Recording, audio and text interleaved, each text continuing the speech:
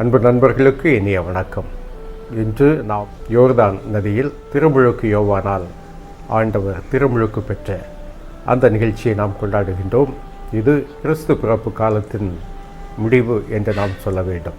இந்த நிகழ்வில் தான் தந்தை, மகன், தூய ஆவி என்னும் மூவொரு கடவுளின் முதல் வெளிப்பாட்டை நாம் பார்க்கின்றோம். எனவே இது மிகவும் முக்கியத்துவம் வாய்ந்த ஒரு விழா என்பது நமக்கு புரிகின்றது. ஆனால் ஆண்டவர் இயேசு ஏன் திருமுழுக்கு பெற வேண்டும் என்ற ஒரு கேள்விக்கு நாம் பதில் கண்டாக வேண்டும். ஏனென்றால் திருமுழுக்கு யோவான் பாவ மன்னிப்பின் மனம் திரும்புதலின் திருமுழுக்கை அறிவிக்கின்றார். அவர் கொடுக்கின்ற அந்த திருமுழுக்கு பாவ மன்னிப்புக்கான திருமுழுக்கு. அவர் கொடுக்கின்ற அந்த திருமுழுக்கு மனம் திரும்புதலுக்கான திருமுழுக்கு. இந்த திருமுழுக்கை ஆண்டவர் இயேசு ஏன் பெற வேண்டும்?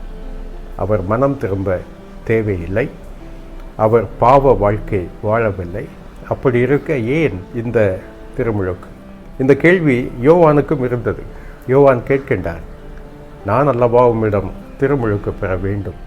ஆண்டவர் இயேசு சொல்லுகின்ற அந்த பதில், எல்லா நியமங்களும் நிறைவேற வேண்டும். என்ன நியமங்கள்?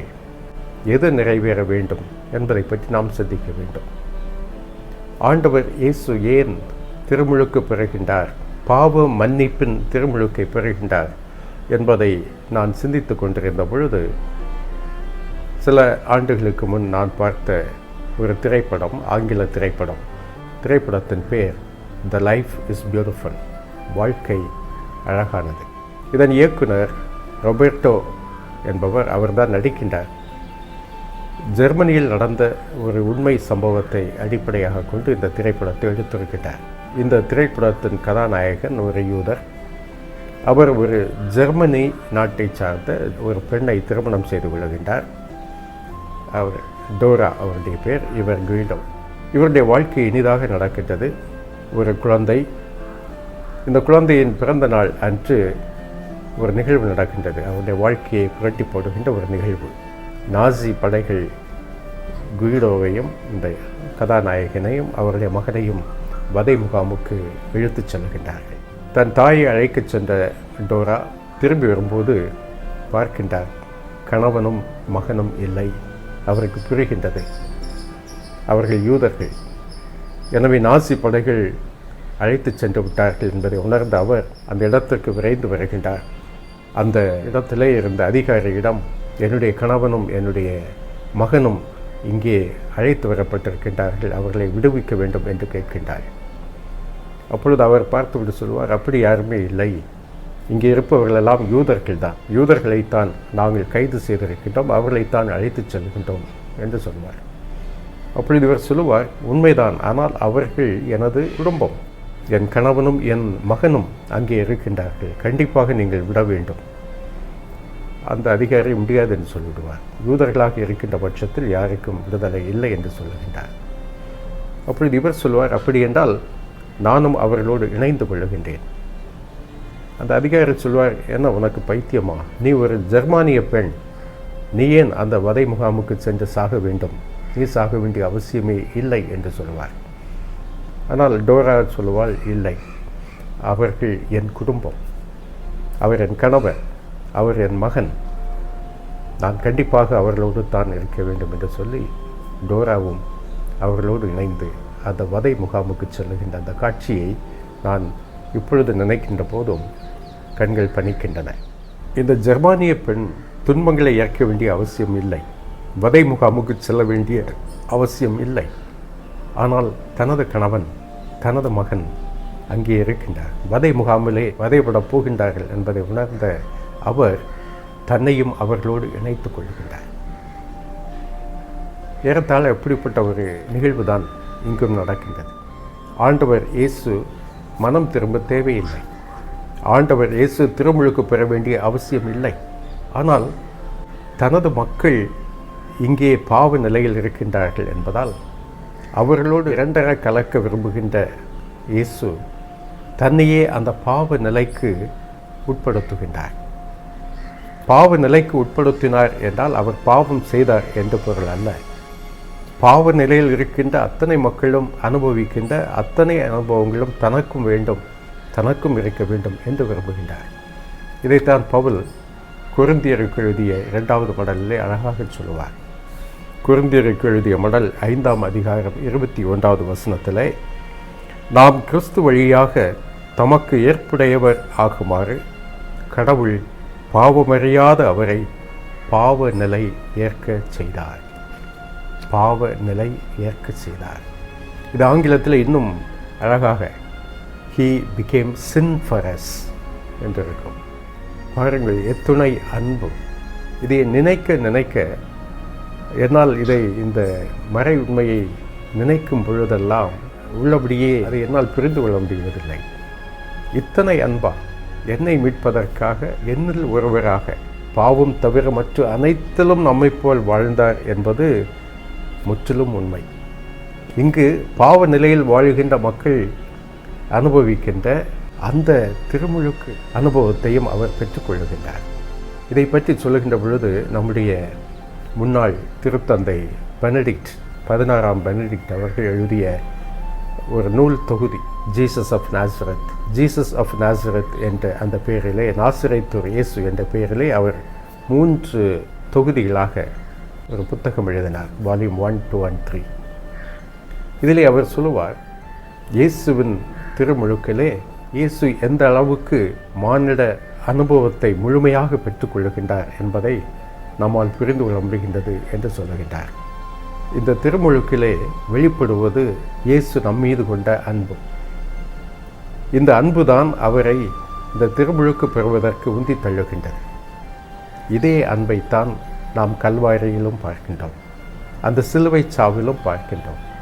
இந்த இரண்டுமே நாம் சிந்தித்து பார்த்தால் மெய்சிலிர்க்க வைக்கின்ற உண்மைகளை நமக்கு சொல்லுகின்றன. ஆண்டவர் இயேசு திருமுழுக்கு பெற்ற போது அவர் தன்னையே ஒரு பாவ நிலைக்கு உட்படுத்துகின்றார். ஒரு பாவியின் தன்மையிலே அவர் திருமுழுக்கு பெறுகின்றார். இதன் உச்சமாக கல்வாரி மலையிலே சிலுவையில் தொங்குகின்ற பொழுது ஒரு குற்றவாளியாக தொங்குகின்றார். He becomes a criminal. Here he becomes a sinner. இத்தனைக்கும் பாவம் அறியாதவர், ஒரு குற்றமும் அறியாதவர். குற்றவாளிகளாக வாழ்கின்ற நம்மை மீட்பதற்கு அவரே குற்றவாளியாகின்றார். பாவ வாழ்வு வாழ்கின்ற நம்மை மீட்க தன்னையே பாவ நிலைக்கு உட்படுத்துகின்றார். இதில் தான் அந்த அன்பின் அந்த தன்மை, அன்பின் அந்த முழுமை வெளிப்படுகின்றது. ஆண்டவர் இயேசுவிலே நாம் பார்க்கின்ற இந்த அற்புதமான இந்த ஒரு நிகழ்வு, இதுதான் நியமம் என்பது. என்ன நியமம்? இறைவாக்கினர் ஏசாயா நூலில் நாம் பார்க்கின்ற அந்த நியமம். நமக்காக நம் பிணிகளை அவர் ஏற்றுக்கொண்டார், நம் காயங்களை அவர் ஏற்றுக்கொண்டார், நம்முடைய பாவங்களை அவர் ஏற்றுக்கொண்டார். பாவங்களை தன் மீது சுமந்து கொண்டு தன்னையே பலியாக்கிய ஒரு கடவுள் இப்பொழுது அந்த யோர்தான் நதியிலே மானிடம் என்ற அந்த அனுபவத்திலே முக்குளிக்கின்றார். இப்படியாக ஆண்டவர் இயேசுவின் அந்த திருமுழுக்கு நிகழ்வை நாம் தியானிக்க முடியும். இன்னும் ஒரு நிலையிலே நாம் பார்த்தால், இந்த திருமுழுக்கு என்பது மறுபிறப்பு என்பதன் அடிப்படையிலே நாம் சற்று சிந்திக்க வேண்டும். நாம் மீண்டும் பிறக்கின்றோம். நிக்கதேமுவுக்கு இயேசு இதைத்தான் உரைக்கின்றார், நீர் மீண்டும் பிறக்க வேண்டும், மேலிருந்து பிறக்க வேண்டும் என்று ஆண்டவர் சொல்லுகின்றார். அந்த மீண்டும் பிறத்தல் என்பது இந்த திருமுழுக்கில் தான் நடைபெறுகின்றது. புதிய வாழ்வுக்கு நாம் கடந்து செல்கின்றோம். இந்த மீண்டும் பிறத்தல் என்ற இந்த கருத்தாக்கம் என்பது கிறிஸ்தவத்தில் மட்டுமல்ல, இந்த சமயத்திலும் இருக்கின்றது. அதுவும் ஆரிய சமயத்தில் இது இருப்பதை நாம் பார்க்கின்றோம். வேதங்கள் இதைத்தான் உணர்த்துகின்றன. ஒரு சிலர் இந்திய சமூகத்திலே 2 முறை பிறந்தவர்கள் என்று கருதப்படுகின்றார்கள், ட்வைஸ் பார்ன். இவர்கள் யார் என்றால், வருணாசிரம தர்மத்திலே முதல் 3 நிலைகளில் இருக்கின்றவர்கள், பிராமணர்கள், சத்திரியர்கள், வைசியர்கள். இவர்கள்தான் மீண்டும் பிறந்தவர்களாக தங்களை கருதி கொள்ளுகின்றார்கள். இதை சுட்டி காட்டுவதற்கு அவர்கள் நடத்துகின்ற சடங்கு தான் உபநயனம். இந்த உபநயனம் என்று சொல்லுகின்ற இந்த சடங்கில் தான் அவர்கள் அந்த பூநூலெல்லாம் போட்டுக்கொள்கின்றார்கள். தாங்கள் மீண்டும் பிறப்பெடுத்து வந்ததாக அவர்கள் கருதி கொள்கின்றார்கள். திருமுழுக்கு என்பதும் நமக்கு மீண்டும் நாம் பிறந்து வருவதைத்தான் சுட்டி காட்டுகின்றது. ஆனால் கிறிஸ்தவ திருமுழுக்குக்கும் இந்திய சமயங்களில் நாம் பார்க்கின்ற உபநயனத்திற்கும் என்ன வேறுபாடு என்றால், இது எல்லோருக்கும் பொதுவானது அல்ல. உபநயனம் சூத்திரர்களை புறம்பே வைத்துக் கொள்கின்றது. அவர்கள் இங்கே நுழைய முடியாது. இந்த முதல் 3 வருடங்களுக்குத்தான் மீண்டும் பிறப்பெடுக்கின்ற அந்த உரிமையும் வாய்ப்பும் இருக்கின்றது. எனவே இது பெருவாரியான மக்களை ஒதுக்கி வைக்கின்ற ஒரு நிலை. ஆனால் கிறிஸ்தவத்திலே அப்படி அல்ல. இந்த மீண்டும் பிறப்பெடுத்து வருகின்ற இந்த அனுபவமும் இந்த வாய்ப்பும் இந்த ஆற்றலும் எல்லா மக்களுக்கும் வழங்கப்பட்டிருக்கின்றது. ஜாதி இல்லை, மதங்கள் இல்லை, மொழி பேதம் இல்லை. எல்லா மக்களும் அழைத்து வரப்படுகின்றார்கள். இறையாட்சியிலே எல்லோரும் மறுபிறப்பு அடைய வேண்டும் என்ற ஒரு கருத்தாக்கத்தை நாம் இன்று பார்க்கின்றோம். ஆனால் உண்மையில் இந்திய வரலாற்றிலே கூட நாம் வேத உபநயனங்களுக்கு எதிராக கிறிஸ்துவுக்கு முன்னால் 5 நூற்றாண்டுகளுக்கு முன்னர் புத்தரே இதை பற்றி பேசியிருக்கின்றார். புத்தர் இதை எதிர்த்து பேசுகின்றார், இந்த கருத்தாக்கத்தை உடைக்கின்றார். எப்படி என்றால், உபநயனம் இல்லை என்று அல்ல, மறுபிறப்பு இல்லை என்று அல்ல, இந்த மறுபிறப்பு எல்லாருக்கும் என்று சொல்லி எல்லா மக்களுக்கும் இதை வாய்ப்பாக்குகின்றார். எல்லா மக்களும் இந்த ஞான தீட்சை அடைய வேண்டும், அடைய முடியும் என்று அவர் உணர்த்துகின்றார். இதைத்தான் இயேசுவிலே முழுமையாக நாம் பார்க்கின்றோம். நாம் மீண்டும் பிறந்து வர வேண்டும். இந்த மீண்டும் பிறந்து வருகின்ற இந்த வாய்ப்பு, இந்த மீண்டும் பிறத்தல் என்பது நாம் இயல்பாக பிறந்திருக்கின்ற நம்முடைய அந்த குடும்பம், நம்முடைய சமூகம், நம்முடைய சமுதாயம், இப்படி பல வேலைகளுக்கு அப்பால் நாம் மீண்டும் மீண்டும் பிறந்து வர வேண்டும் என்பதை சுட்டி காட்டுகின்றது. நான் பிறக்கின்ற பொழுது, ஒரு முறை நான் பிறக்கின்ற பொழுது, அது இயல்பாக இந்த பயாலஜிக்கல் பர்த், அது உயிரியல் அடிப்படையில் நடக்கின்ற ஒரு நிகழ்வு. அது என்னை ஒரு குடும்பத்தோடு, ஒரு சமூகத்தோடு, ஒரு ஜாதியோடு என்னை கட்டுப்படுத்துகின்றது. ஆனால் மீண்டும் பிறப்பெடுத்து வருகின்றவன் இவற்றை கடந்து வருகின்றான். தனது எண்ணங்கள், தனது குடும்பம், தனது சமுதாயம், தனது ஜாதி, இந்த கட்டுகளை உடைத்து கொண்டு வருகின்ற அந்த அனுபவத்தை தான் நான் மீண்டும் பிறப்பெடுக்கின்ற அனுபவமாக நாம் பார்க்கின்றோம். எனவே திருமுழுக்கு என்பது ஆண்டவர் இயேசுவின் அந்த தன்னையே இழக்கின்ற அந்த நிகழ்வோடு நாம் மீண்டும் பிறக்கின்ற ஒரு வாய்ப்பாக நாம் இதை பார்த்து கொண்டாட வேண்டிய ஒரு தருணமாக நான் இதை பார்க்கின்றேன். எனவே ஆண்டவர் இயேசுவிலே காணப்படுகின்ற அந்த தன்னையை இழத்தல் என்பது தான் அனுபவிக்க தேவையில்லாத ஒன்றை நோக்கி தன்னை நகர்த்துவதற்கு அவரை உந்தி தள்ளிய அந்த அன்பு, அளவு கடந்த அன்பு என்பதை நாம் சிந்திப்பதற்கு இந்த நாள் ஒரு வாய்ப்பாக இருக்கின்றது.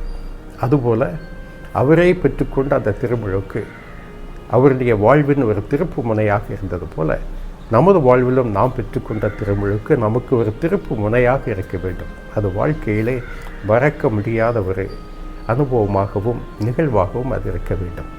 இன்றைக்கு நாம் பிறந்த நாள் விழா கொண்டாடுகின்றோம். ஆனால் எத்தனை பேருக்கு தங்களுடைய திருமுழுக்கு நாள் நினைவில் இருக்கின்றது? அதை எத்தனை பேர் கொண்டாடுகின்றார்கள் என்ற ஒரு கேள்வியை கேட்டால், அப்படி ஒரு நாள் இருப்பது நமக்கு சான்றிதழில் பார்த்து தான் நாம் தெரிந்து கொள்கின்றோமே தவிர அது கொண்டாடப்படுகின்ற ஒன்றாக இல்லை. எனவே நாம் கொண்டாட வேண்டியது நாம் பிறந்த அந்த நாள் மட்டுமல்ல, நாம் திருமுழுக்கு பெற்ற அந்த நாளும் கூட. ஆண்டவர் இயேசுவின் திருமுழுக்கு அவரை ஒரு புதிய பாதைக்கு, புதிய பயணத்துக்கு அழைத்து சென்றது. நமது திருமுழுக்கும் அப்படிப்பட்ட புதிய பாதையிலே, இறையாட்சியின் பாதையிலே நம்மை உந்தி தள்ள வேண்டும். நாம் பயணிப்பது திருமுழுக்கு பெற்ற மனிதர்களின் ஒரு பயணம், புதிய பார்வை கொண்டு வழிநடக்கின்ற ஒரு பயணம், புதிய மனிதர்களாக வழிநடக்கின்ற பயணம். உலகத்தை சிதைக்கின்ற, கூறு போடுகின்ற வேலிகள் அனைத்தையும் உடைத்து தள்ளு புது மனிதர்களாக, புது படைப்பாக நாமும் திருமுழுக்கு பெற்றிருக்கின்றோம் என்ற அந்த மகிழ்ச்சியான அந்த உணர்வோடு வாழ்விலே புதியன காண்போம், புதியன செய்வோம். நன்றி.